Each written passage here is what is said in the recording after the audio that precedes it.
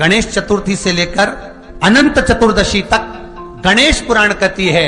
तो गणेश जी अगर लेकर आ रहे हैं तो बैठी हुई मूर्ति लेकर आए, और गणेश जी लाए मना नहीं है। गणेश जी जब लेकर आए तो घर में बिठाने के लिए ला रहे हैं तो राइट सूंड का गणेश लेकर आए, सीधी हाथ का।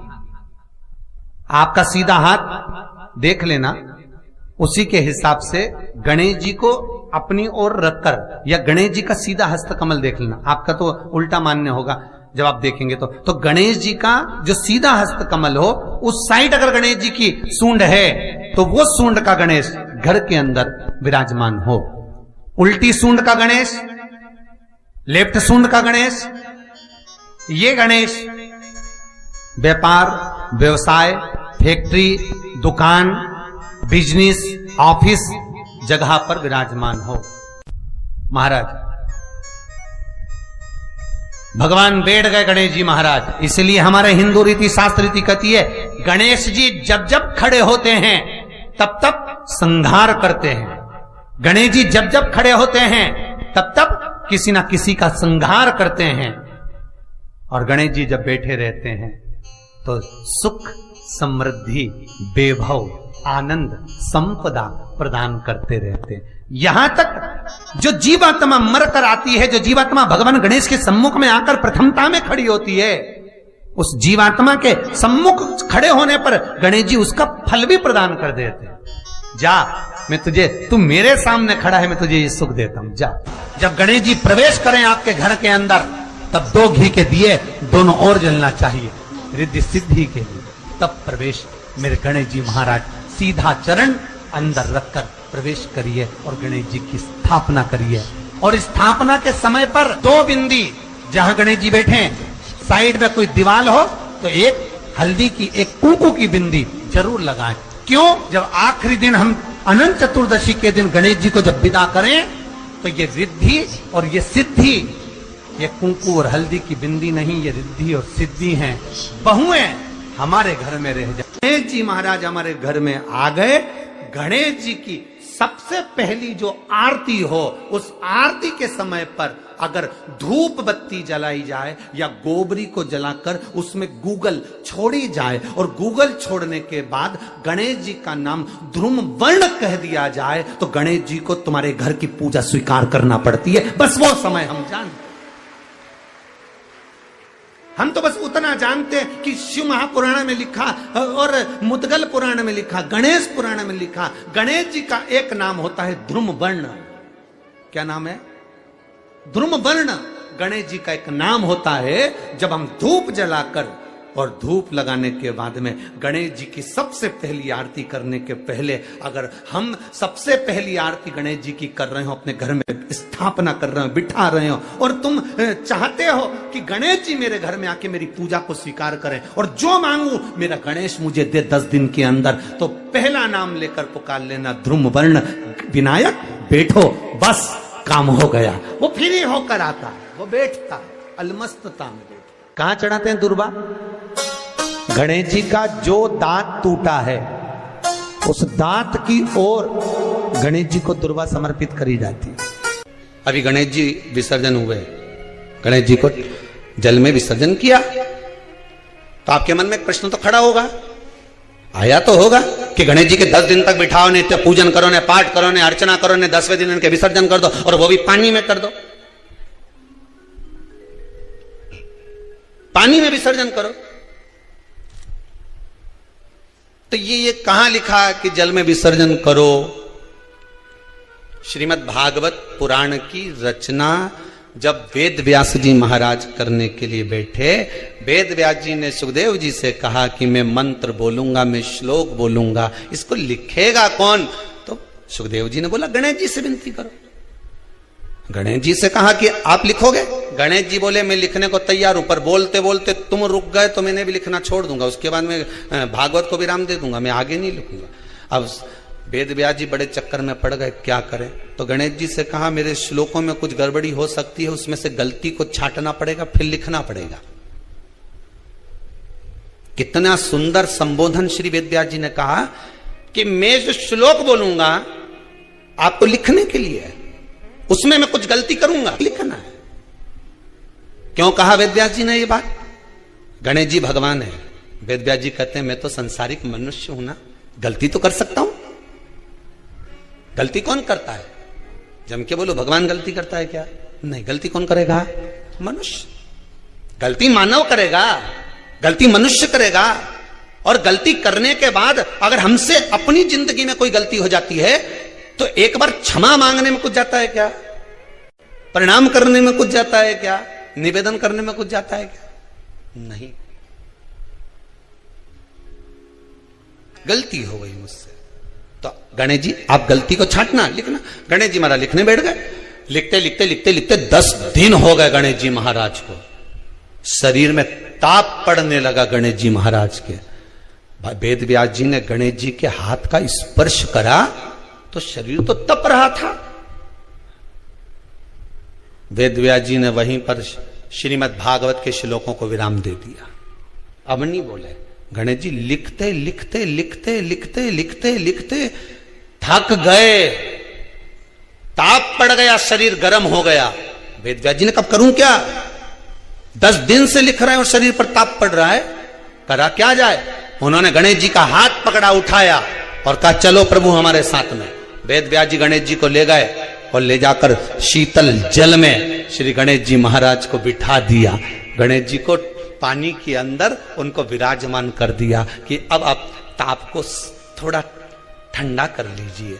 शीतल जल में बिठाया। उस दिन से नियम हो गया कि 10 दिन गणेश जी बैठते हैं और फिर उनका विसर्जन होता है पानी के अंदर, जल के अंदर।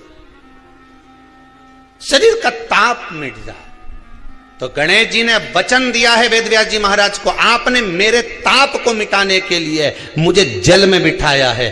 जो मुझे जल में विसर्जन करेगा मेरा ताप तो मिटेगा ही, साथ में जो मुझे जल में विसर्जन करेगा उसके जीवन के भी ताप को मैं मिटा दूंगा, उसके जीवन के ताप को मैं मिटा दूंगा। ताप मिटा दिया।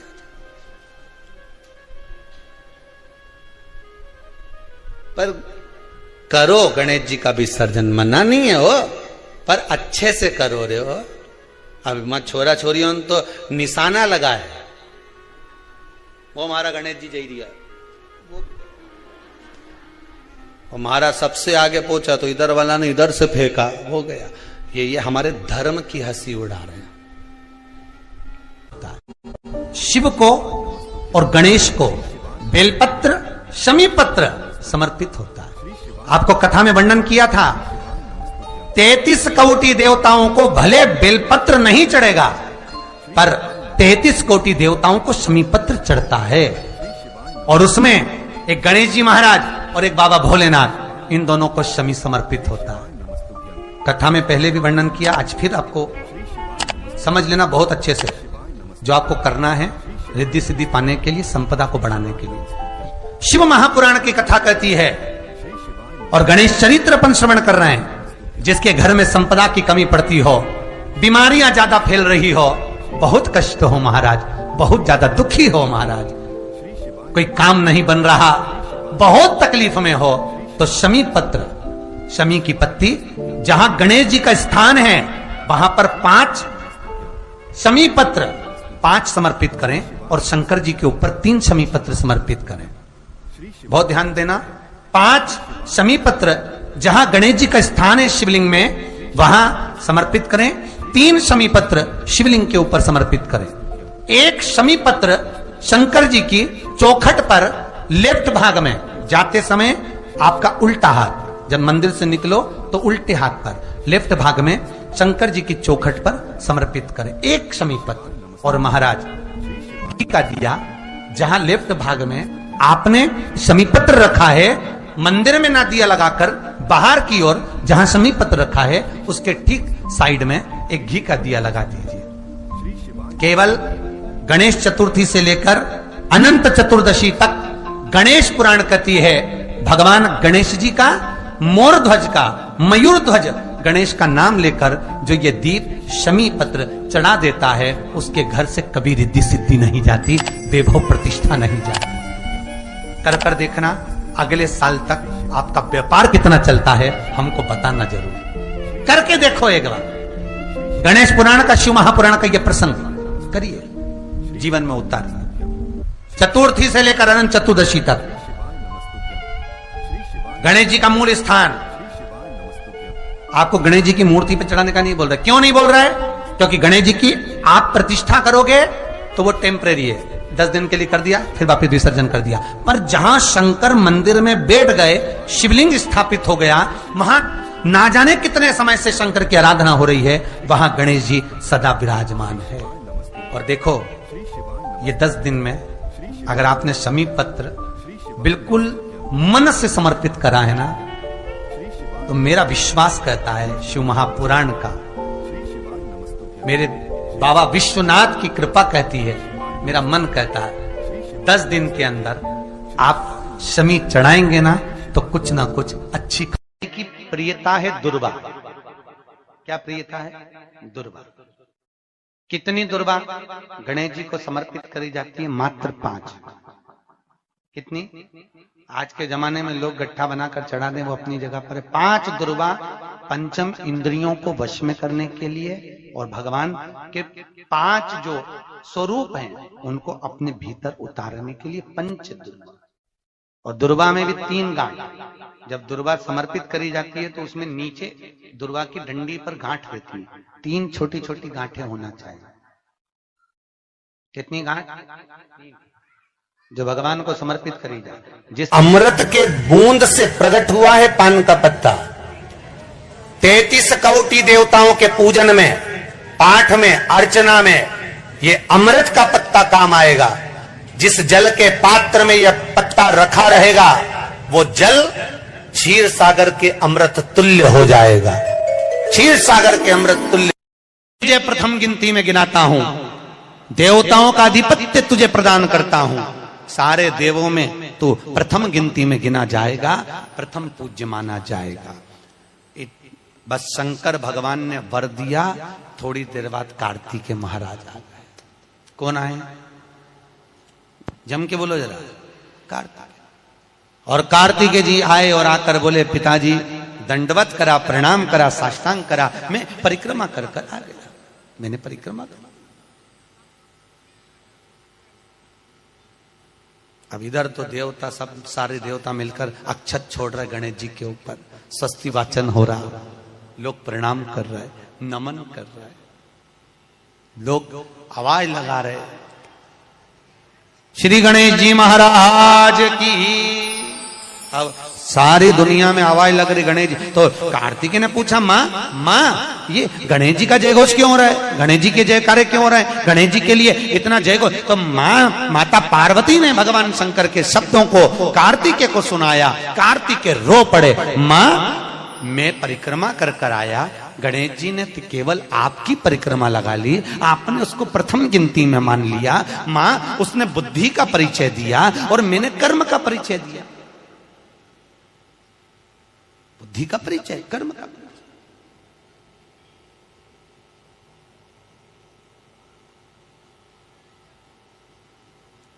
मैंने कर्म कर दिया। महाराज व्यक्ति को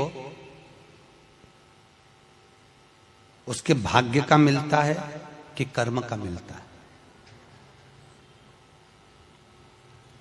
जल्दी बोलो। कर्म का। आपका क्या विचार है? ये लोग तो बहुत दूर बैठे हैं इसलिए इनसे पूछ ही नहीं दिया हूं। अब गणेश जी महाराज को भगवान कार्तिकेय महाराज बोल रहे हैं, माँ मैं कर्म करने गया था, मैं परिक्रमा करने गया था, और यहाँ गणेश जी महाराज को तुमने प्रथम गिनती में बना दिया। माँ ये क्या हुआ? माता पार्वती को गुस्सा तो बहुत आया, क्रोध भी आया। माँ पार्वती की आंख में अश्रु भी भर गए महाराज, आंसू आए माता पार्वती के नयन, अश्रु।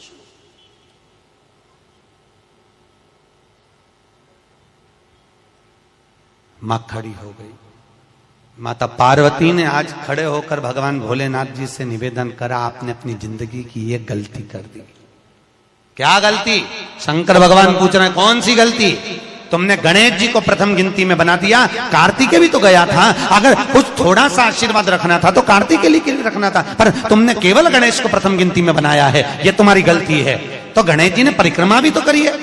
माता पार्वती खड़े होकर शंकर भगवान से बोली, भोलेनाथ मैंने अपनी जिंदगी में आपसे कभी कुछ नहीं मांगा, पर आज तुम्हारी यह पार्वती तुमसे एक वर चाहती है। शंकर भगवान ने कहा, मांग, तुझे क्या चाहिए? पार्वती कहती है, आज के बाद तुम्हारी कभी पूर्ण परिक्रमा ना लगे, आज के बाद तुम्हारी कभी पूर्ण प्रदक्षिणा ना हो, पूर्ण नहीं होना चाहिए। कौन ने मांगा? जम के बोलो, पार्वती। शंकर की पूर्ण प्रदक्षिणा माता पार्वती ने कह दिया, भोलेनाथ आज के बाद ना हो, क्योंकि तुम भोले हो, तुम्हारे आसपास कोई घूम लेता है, तुम उसको कुछ भी निकाल कर दे देते हो। बहुत ध्यान देना, उल्टी सूंड के गणेश बहुत कम बनते हैं। क्यों कम बनते हैं? इसका शास्त्रीय प्रमाण है। कभी किसी मूर्तिकार के पास जाना और मूर्तिकार के पास जाकर पूछना, भैया तुम उल्टी सूंड का गणेश क्यों नहीं बनाते? जितने भी बनते सीधी सूंड के बनते। कभी पूछना उससे, वो बताएगा कि उल्टी सूंड के अगर गणेश जी बनाए, 50 गणेश जी अगर उल्टी सूंड के बनाए हैं तो उसमें से कम 30 गणेश जी अपने आप टूट जाते हैं या बिगड़ जाते हैं। ये शास्त्र रीति है। उल्टी सूंड का गणेश बहुत कम पक पाता है या मिट्टी का बन पाता है। और यदि आपने अपने हाथों से भी उल्टी सूंड का गणेश मिट्टी का बनाया तो 10 दिन पूजन करोगे, 10 दिन के अंदर वो मूर्ति, वो सूंड, वो गणेश जी चटक जाएंगे। उल्टी सूंड का गणेश टिकता ही नहीं है, वो बीच में से खंडित हो ही जाएगा। तो आप देखना, उल्टी सूंड का गणेश जी लोगे तो कहीं ना कहीं हाथ नबा होगा, कहीं पांव नबा होगा, कहीं पीठ नबी होगी, कहीं कुछ खंडित होगा, कुछ ना कुछ उसमें मिस्टेक मिलेगी ही, यह पक्का है। और ना मानो तो आपके नगर में भी जाकर देखो, आप तो गणेश जी लेने जाओगे ना तो विचार करना, शिव कथा सुन रहे हो कि गलत है कि सही, आप देखना जाए। सीधी सूंड के गणेश जी देखोगे तो खंडित कम मिलेंगे, पर उल्टी सूंड का अगर गणेश जी ढूंढोगे तो कहीं हाथ की उंगली, कहीं पांव, कहीं पीठ, कहीं कमर, कुछ ना कुछ उसमें कमी मिलेगी ही, ये पक्का। शिव महापुराण कहती है, गणेश पुराण कहती है, क्योंकि सीधी सूंड के गणेश जी को मनाने के लिए महाराज मंत्र की 50 माला करना पड़ती है। तो समझ लो, उल्टी सूंड के गणेश जी को मनाने के लिए मात्र 5 माला में भगवान गणेश प्रसन्न हो जाते हैं, अर्थात उल्टी सूंड का गणेश शीघ्र प्रसन्न होता है।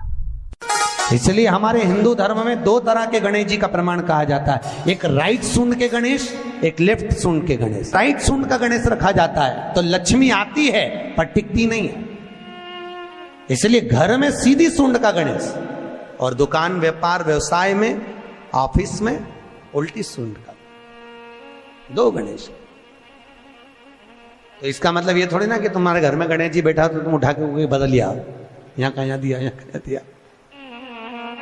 अब रखे रहने, हमेशा याद रखो, गणेश चतुर्थी के बाद अनंत चतुर्दशी पर जब गणेश जी का विसर्जन करते हैं तो गणेश जी की 2 धर्म पत्नियां, वैसे तो गणेश जी की कुल मिला के 5 पत्नी, कितनी है?